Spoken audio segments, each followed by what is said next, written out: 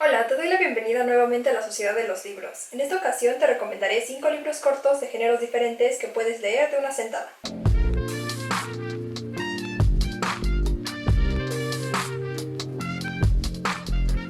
Últimamente estuve pensando mucho en este tipo de libros porque me pasa seguido que quiero continuar inmersa en una lectura, pero las obligaciones me lo impiden, entonces debo dejarla y retomarla al día siguiente, perdiendo un poco el hilo de la historia y la característica emoción. Así que decidí rescatar de mi librero algunos libros que pude terminar sin interrupciones, lecturas que disfruté mucho en su momento, y aprovechando que los reencontré, decidí hablarte un poco de ellos aquí. Los protagonistas en esta ocasión son libros de menos de 110 páginas, con historias interesantes, que consiguen atraparte desde las primeras palabras, y que, junto con su letra grande, permiten devorarlos velozmente. Tras la introducción, empecemos con uno de los libros que inaugura el canal, Las batallas en el desierto de José Emilio Pacheco. Esta novela tiene 68 páginas, y en ella, Carlitos, un niño que vive en la colonia Roma de los años 50, nos cuenta su historia, y a través de ella muestra el cambio de panorama en el que se veía inmersa la Ciudad de México. Carlitos nos cuenta cómo era ir a la escuela, quiénes eran sus compañeros y las esperanzas y miedos de una época que terminó. Nos presenta grandes monumentos que empezaron como piedras y otros más que fueron derribados para edificar lo que hoy en día es nuestra ciudad. Música, política, sociedad, guerra y claro, también nos habla de amor. ¿Qué pasa cuando te enamoras a una edad a la que está prohibido? Carlitos nos muestra uno de los posibles escenarios. Hace poco releí el libro para seleccionar las frases que puedes encontrar en la página de Instagram y al terminarlo no podía creer que lo hubiera hecho tan rápido. Es una lectura fluida, con matices históricos y satíricos que la hacen aún más interesante. El segundo libro que te presentaré da un giro de 180 grados en temática, pero los protagonistas se mantienen en una edad similar a la de Carlitos o algo así. Se trata de La fórmula del Dr. Funes de Francisco Hinojosa, también autor de La peor señora del mundo. Martín vive en un edificio donde no hay niños con quienes jugar, por lo que utilizar su telescopio a través de la ventana se convierte en su pasatiempo favorito. Más allá de ver las estrellas, a él le gusta ver lo que pasa abajo, el tránsito de los coches y a las personas caminando. Un día decide apuntar su telescopio hacia una ventana del edificio vecino, donde ve un viejito bastante peculiar haciendo una misteriosa sopa. Tardará poco en descubrir que se trata del Dr. Funes. Hace años, el abuelo del doctor descubrió que debajo de la oreja tenemos una glándula responsable del envejecimiento, y tras muchos experimentos, el Dr. Funes por fin logró revertir su efecto mediante una fórmula. Algunos errores en las medidas de esta fórmula marcarán el comienzo de una serie de aventuras y de una amistad maravillosa entre Martín y el doctor. Leí este libro hace muchos años, y si no mal recuerdo existe una película sobre él. Lo que recuerdo con seguridad es haberlo disfrutado mucho, por su humor, su fluidez y sus dibujos. Es una historia que muestra que la edad no limita la amistad, y que siempre se pueden aprender cosas nuevas. Está catalogado como lectura infantil, pero como toda categoría, esta también es relativa. El tercer libro que te recomendaré es Transformación y otros cuentos de Mary Shelley. Como bien indica su título, se trata de una recopilación de cuentos, que si bien siguen la rama principal de la autora en cuanto a la ciencia ficción, exploran otra de sus facetas más allá de la novela. En esta ocasión la vemos como una de las principales exponentes del relato corto, un género literario surgido a principios del siglo XIX. Al inicio del libro se encuentra una introducción de Marianne Womack sobre el relato corto y el papel de Mary Shelley en él. En este texto profundiza en las diferencias entre novela, novela condensada y relato corto, tomando citas de autores diversos, ejemplos literarios y contexto histórico, para integrar las ideas en torno a estos temas. La introducción por sí misma es un gran texto que, además de ser un breviario cultural sobre géneros literarios, hace un análisis sobre las obras que se presentarán a continuación. Te seré honesta, este libro no lo terminé de una sentada, pero cada uno de los relatos sí, y la ventaja que presentan las recopilaciones como esta es que puedes leerlos en desorden, o incluso saltar algunos capítulos sin afectar el entendimiento de páginas futuras, aunque en este libro no tuve la necesidad de hacerlo. Además de Transformación, el libro incluye otros dos relatos, El mal de ojo y El inmortal mortal, siendo este último mi favorito, precisamente por su tema central, la inmortalidad. Empezaré con Transformación y dejaré mi favorito al final.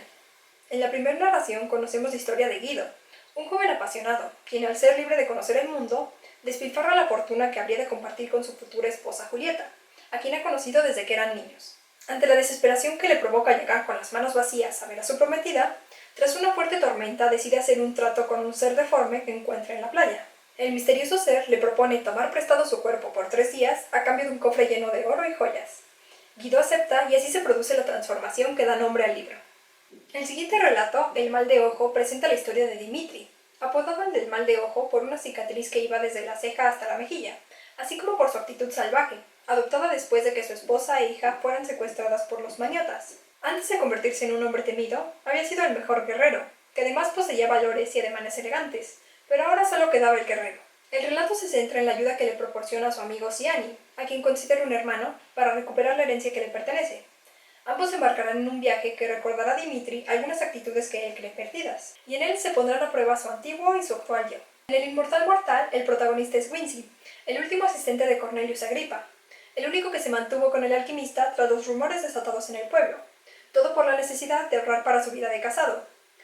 Quincy había amado a Berta desde la infancia, y cuando ella fue adoptada por una rica mujer, él la continuó amando pese a los impedimentos de su protectora. Poco a poco, Berta comenzó a desear más de lo que alguna vez había tenido, más de lo que Quincy podía darle, y por ello él se desvivía trabajando con Cornelius. Al creer perdida la esperanza de casarse con Berta por la aparición de un pretendiente rico, Quincy estaba decidido a curarse de amor, y cuando trabajas con un alquimista puede que alguna pócima sea de ayuda.